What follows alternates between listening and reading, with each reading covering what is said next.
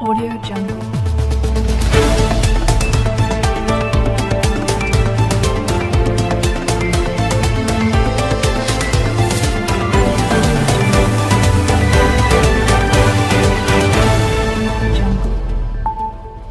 अयोध्या में दशहरा और दीपोत्सव की तैयारी। महामारी के चलते इस बार होगा वर्चुअल दीपोत्सव का आयोजन। 208 मंदिरों में मनाया जाएगा सेल्फ दीपोत्सव। 3D टेक्निक से राम की पैड़ी पर जलेंगे दीप। उत्तर प्रदेश में राम की नगरी अयोध्या में कोविड संक्रमण को देखते हुए सीएम योगी आदित्यनाथ के ड्रीम प्रोजेक्ट दीपोत्सव को पूरा भव्यता के साथ वर्चुअल टेक्निक से मनाने की तैयारी है, जिससे कोविड संक्रमण में इसके गाइडलाइंस का भी पालन हो सके, साथ ही भीड़ किसी आयोजन स्थल पर ना जुड़ पाए। वहीं एक सुझाव आया है कि राम जन्मभूमि परिसर में बाहरी लोगों का प्रवेश प्रतिबंध है। ऐसे में यहां फोर्स के जवानों के अलावा मंदिर ट्रस्ट के लोगों को भी पूरे परिसर में दीपोत्सव के आयोजन का अवसर इस साल के दीपोत्सव में मिल सकेगा। अयोध्या में पर्यटन के विकास की कवायद। होटलों और अन्य योजनाओं के लिए जमीन चिन्हित करने का काम शुरू। एडीए और पर्यटन विभाग को मिलेगी 600 एकड़ जमीन। हवाई अड्डा, अयोध्या बस स्टेशन आदि से संबंधित कार्यों को समीक्षा के दौरान दिए निर्देश। इसको निर्धारित समय सीमा के अंतर गुणवत्ता के साथ पूर्ण करने के निर्देश दिए गए। उत्तर प्रदेश में राम की नगरी अयोध्या में प्रभारी मंत्री नीलकंठ तिवारी ने गुरुवार को कहा कि अयोध्या हवाई अड्डा, अयोध्या बस स्टेशन आदि से संबंधित कार्यों की समीक्षा कहा जो भी बाधाएं हैं जिला प्रशासन जल्द से जल्द दूर करे। हरदोई पुलिस का अनोखा प्रयोग। चोरी के वारदातों को रोकने के लिए पुलिस ने चस्पा किया पोस्टर, लिखा ताला बंद कर घर से बाहर जाएं तो हमें बताएं। उत्तर प्रदेश के हरदोई जिले में चोरी की घटनाओं पर अंकुश लगाने के लिए पुलिस ने एक अनोखी पहल शुरू की है। यहां सांडी पुलिस ने अपने क्षेत्र में चौक चौराहों और अन्य सार्वजनिक स्थानों पर पोस्टर चस्पा दिया है। इसमें क्षेत्रवासियों से कहा गया है कि यदि वे अपने घरों में ताला बंद कर कहीं बाहर जाएं तो लिखित और मौखिक सूचना थाने में ज़रूर दें। बताया जा रहा है कि अभी ये प्रयोग सिर्फ एक थाना क्षेत्र में शुरू किया गया है। सफल रहा तो पूरे जिले में लागू किया जाएगा। महोबा में कारोबारी की हत्या पर सियासत शुरू। इंद्रकांत के परिवार से मिलने जा रहे पूर्व सांसद समेत 50 कांग्रेसियों को पुलिस ने किया गिरफ्तार। किया गया सवाल, आईपीएस की गिरफ्तारी कब होगी। उत्तर प्रदेश के महोबा जिले में क्रशर कारोबारी इंद्रकांत त्रिपाठी की मौत हुए 11 दिन बीत चुके हैं, लेकिन नामजद आरोपी आईपीएस मणिलाल पटीदार की अब तक गिरफ्तारी नहीं हो सकी है। वहीं इस प्रकरण पर सियासत भी खूब हो रही है। सपा के बाद आज गुरुवार को पूर्व सांसद राकेश सचान और प्रदीप जैन की अगुवाई में एक प्रतिनिधिमंडल कारोबारी के परिवार से मिलने जा रहा था, लेकिन झांसी में ही उन्हें गिरफ्तार किया गया है। महोबा में भी कांग्रेसियों ने हंगामा किया। इस दौरान 50 कार्यकर्ता गिरफ्तार किए गए हैं। इस पर यूपी कांग्रेस ने ट्वीट कर लिखा है कि हत्या में जिस एसपी का नाम आया उसे पुलिस अब तक पकड़ नहीं पाई है, लेकिन कांग्रेसियों को गिरफ्तार कर लिया गया है। योगी के 18वें मंत्री को corona. Nand Gopal Gupta Nandi corona positive.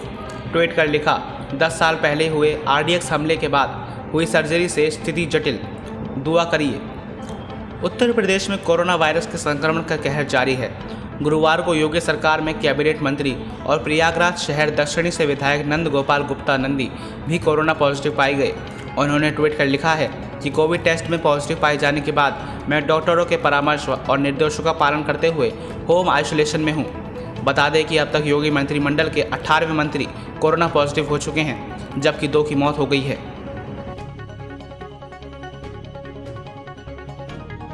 Varanasi में राज्य मंत्री ने गड्ढा मुक्त अभियान की देखी हकीकत। सीवर के मैनहोल खुले देख अफसरों पर भड़के, खुद चलाया फावड़ा। उत्तर प्रदेश में वाराणसी संसदीय क्षेत्र का प्रतिनिधित्व खुद प्रधानमंत्री नरेंद्र मोदी करते हैं, इसीलिए योगी सरकार यहां के विकास को अधूरा नहीं छोड़ना चाहती। लेकिन गुरुवार को विकास के तमाम दावों की पोल तब खुल गई जब स्टाम्प और न्यायालय पंजीयन शुल्क में राज्य मंत्री राजेंद्र जायसवाल खुद गड्ढा मुक्त अभियान की हकीकत जांचने के लिए अपनी सरकारी गाड़ी छोड़कर सड़कों पर उतरे। उन्होंने सेंट्रल जेल रोड से भोजूबीर बसनी तक सफाई, सड़क और सीवर का जायजा लिया। सड़क तो खराब मिली ही, सीवर के मैनहोल के ढक्कन भी खुले थे। यह देख राज्य मंत्री गुस्से से आग बबूला हो उठे। उन्होंने अफसरों को फटकार लगाई और खुद गड्ढे में उतरकर फावड़ा भी चलाया। कुनबे पर सियासती चोट, आजम खान के बेटे अब्दुल्ला की मुश्किलें बढ़ी, 6 साल तक चुनाव लड़ने पर लग सकती है रोक, सचिवालय प्रशासन ने राष्ट्रपति को भेजा पत्र। उत्तर प्रदेश के रामपुर की स्वास्थ्य विधानसभा सीट पर होने वाले उपचुनाव से पहले सपा नेता को एक और बड़ा झटका लग सकता है। अब्दुल्ला आजम के 6 साल चुनाव न लड़ने पर रोक लग सकती है। इस संबंध में उत्तर प्रदेश विधानसभा सचिवालय से गुरुवार को राष्ट्रपति को पत्र लिखा है, जिस पर भारत निर्वाचन आयोग ने से सहमति के बाद उनके चुनाव लड़ने पर रोक का आदेश जारी किया जा सकता है। फर्जी जन्म प्रमाण पत्र के मामले में इलाहाबाद हाईकोर्ट ने 16 दिसंबर 2018 को अब्दुल्ला आजम को भ्रष्ट आचरण का दोषी मानते हुए उनकी विधानसभा की सदस्यता रद्द कर दी थी। यूपी में कृषि बिल को लेकर प्रदर्शन, किसान संगठनों का हल्ला बोल, लखनऊ समेत कई जिलों में जोरदार प्रदर्शन, सड़कों पर पुआल जलाकर की आगजनी। संसद में पास हुए 3 कृषि विधेयकों का विरोध अब सड़कों पर जोर पकड़ने लगा है। भारतीय किसान यूनियन समेत विभिन्न किसान संगठनों ने आज भारत बंद का ऐलान किया है। इस दौरान चक्का जाम भी किया जा रहा है।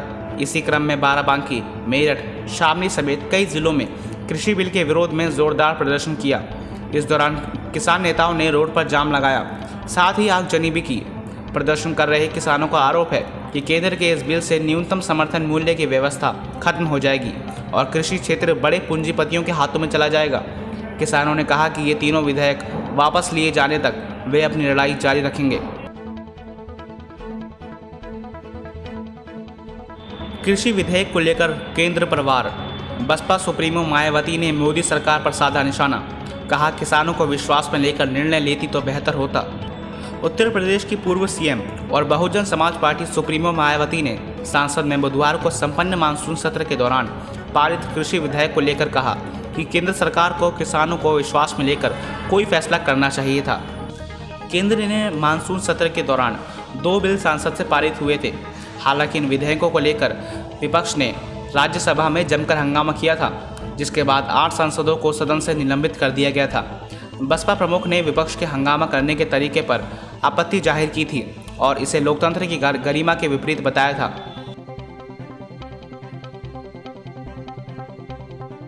यूपी में कोरोना का कहर, 4,674 पॉजिटिव केस बढ़े तो 4,922 मरीज हुए डिस्चार्ज।